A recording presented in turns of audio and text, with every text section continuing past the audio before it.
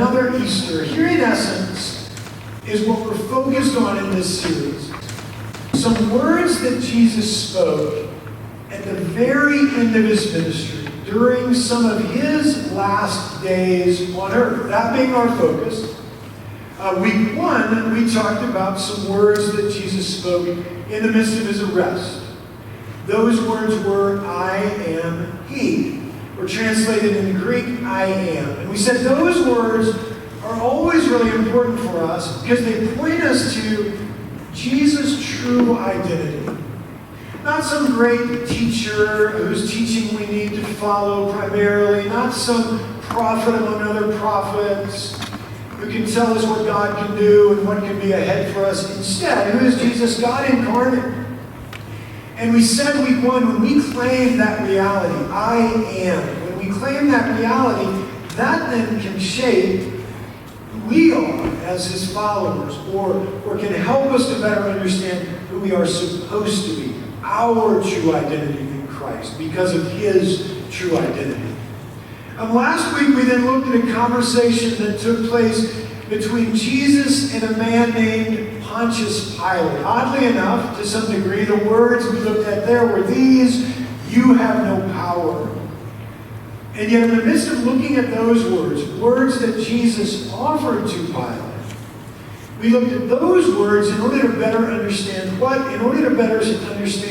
how we are to use the power that God has given us as followers of Jesus, where we are able to influence others. How are we to use that power?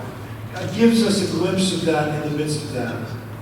So having been there the last couple of weeks, today as we come to week 3, we find ourselves already at the foot of the cross, we might say. So imagine this scene as we begin today. Jesus has been condemned by Pontius Pilate. He's been beaten by soldiers and stripped of his clothes. And now we find him actually hanging on the cross. So knowing that all of that has already happened, here's where we pick up the story today in the Gospel of John. Our core passage for today is found in John chapter 19, verses 23 through 27. It'll be up on the screens, but if you want to follow along, John 19, verses 23 through 27. Here's what we find there. When the soldiers crucified Jesus, they took his clothes, dividing them into 4 shares, one for each of them, with the undergarment remaining. This garment was seamless, woven in one piece from top to bottom. Let's not tear it, they said to one another. Let's decide by lot who will get it. This happened so that the scripture might be fulfilled. It said, they divided my clothes among them and cast lots for my garment. So this is what the soldiers did. Near the cross of Jesus stood his mother's sister, Mary, the wife of Cleopas, and Mary Magdalene. When Jesus saw his mother there, and the disciple whom he loved standing nearby, he said to her, Woman, here is your son. And to the disciple, here is your mother. From that time on, this disciple took her into his home. May God bless to us this day these words from God's Word. Now here's what we want to focus on today as we take a look at John chapter 19. We want to look at 2 things that we find here that can help us to better understand the cross event itself, we might say. So let's turn our attention there now. 2 key things that we find in this part of the story. Here's the first. First, this passage and these conversations remind us of this, that Jesus is in your story, or that Jesus is a part of your story. Meaning, regardless of who you are, regardless of maybe how you've responded to Jesus up to this point in your life, even regardless of where you are in your faith right now, belief, unbelief, regardless of all of that, This text reminds us, first and foremost, that Jesus is, in a very personal way, in your story. Looking back at our passage, we find this. That when it says in our text, they divided my clothes among them and cast lots for my garment. When we read that, here's what we've got to realize. Those are words that come from one of the Psalms, Psalm 22. And here are a couple of things we need to really understand when it comes to that particular psalm.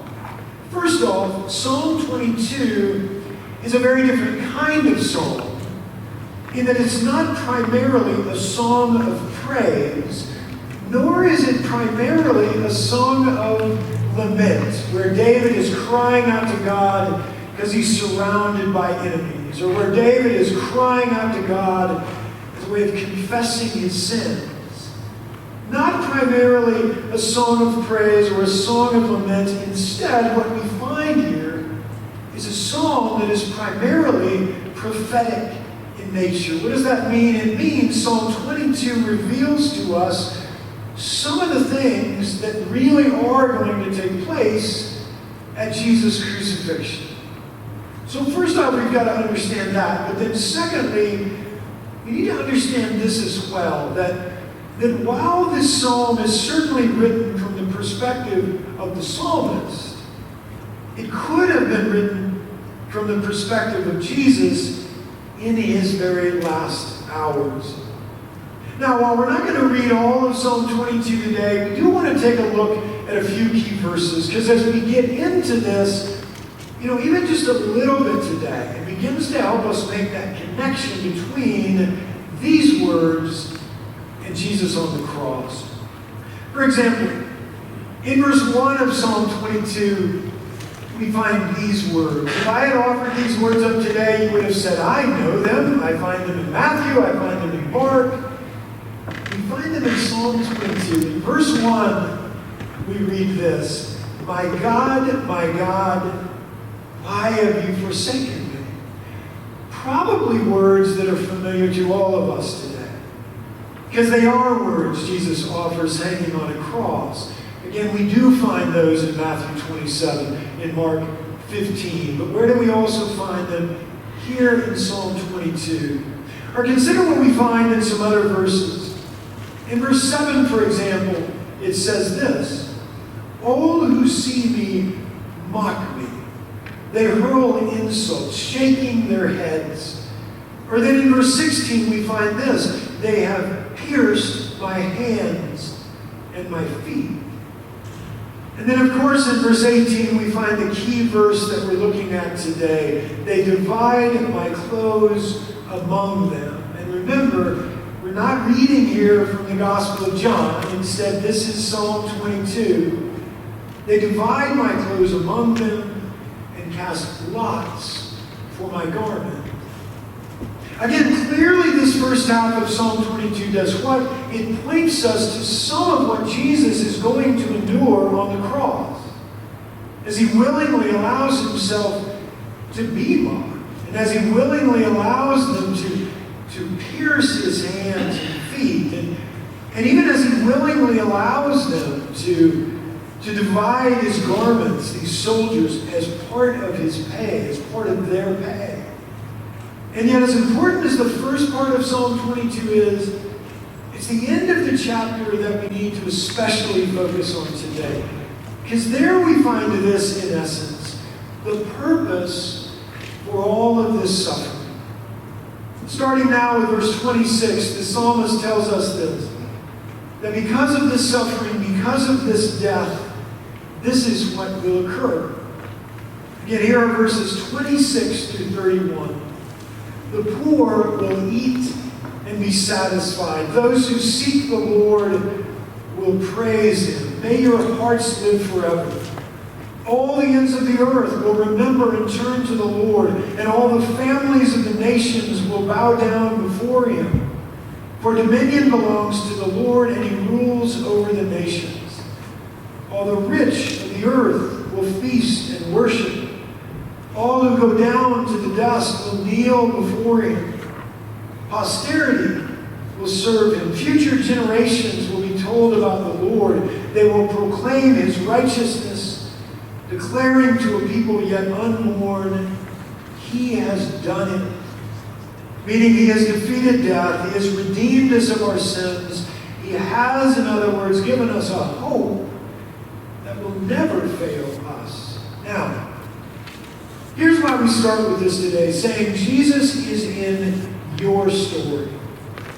We start with that today for this reason, because this divine plan to redeem the world, or this divine plan that Jesus is smack dab in the middle of, that's not someone else's story, or that's not just even a Bible story. Instead, that's your story. Or let me say it this way. That's my story. Say that with me today. That's my story. And so knowing that, here's the first question you've got to engage today. Are you allowing the reality of that to shape, completely shape, who you are as a follower of Jesus, what you stand for as a follower of Christ? Because I promise you this, when you begin to claim, and in the midst of this season, I encourage you to do it often. In the midst of devotional time, many of you I know are using the Beaver Devotional Guide. In the midst of whatever you are reading, the more you can personalize it, the better. I promise you, when you begin to claim present tense, I am standing at the foot of the cross. And when you begin to claim present tense, I am running to the empty tomb. And when you begin to claim present tense, I am walking alongside Jesus, following his resurrection. When you loved me in the midst of that which we find in the Gospel of John. When you begin to claim such things as not just a story, but as your story, you do that, and that begins to shape everything in your life, your values and your priorities, your relationships and your ministry, your joy and your hope, even to the point of shaping the sacrifice that you're now attempting to offer for others. So again, first question today. Knowing that Jesus is in your story in a very real way, very personal way, are you allowing the reality of that to shape who you are as a follower of Jesus Christ? If so, keep that up. If not, how can you begin to do that? So first today we learned that from this passage. But then secondly, we also learned this, that Jesus, in part through his redemptive suffering, Jesus, in part through that, invites us, all of us, into a new family. Let me say more about that. There's a beautiful moment in the midst of this scene, and we find it in verses 26 and 27. It involves Jesus not just seeing his mother standing there before him when he's on the cross. He also sees standing nearby what the Gospel of John refers to as the disciple whom Jesus loved. Most assume that that is John. And here's what Jesus says to them in this moment. Again, verses 26 and 27. Woman, here is your son. And to the disciple, here is your mother. From that time on, this disciple took her into his home. Now notice a couple of things here. One, notice just how selfless and others-centered Jesus is in the midst of his suffering. Meaning here he is in the midst of all of this, and yet he's still looking beyond himself in order to address how his mother will be cared for moving forward. I think any of you who have experienced great physical pain in your life, you know how that tends to pull you inward, how that tends to keep you from focusing beyond yourself. And yet here's Jesus doing just the opposite. So first, this passage is interesting or beautiful from that perspective.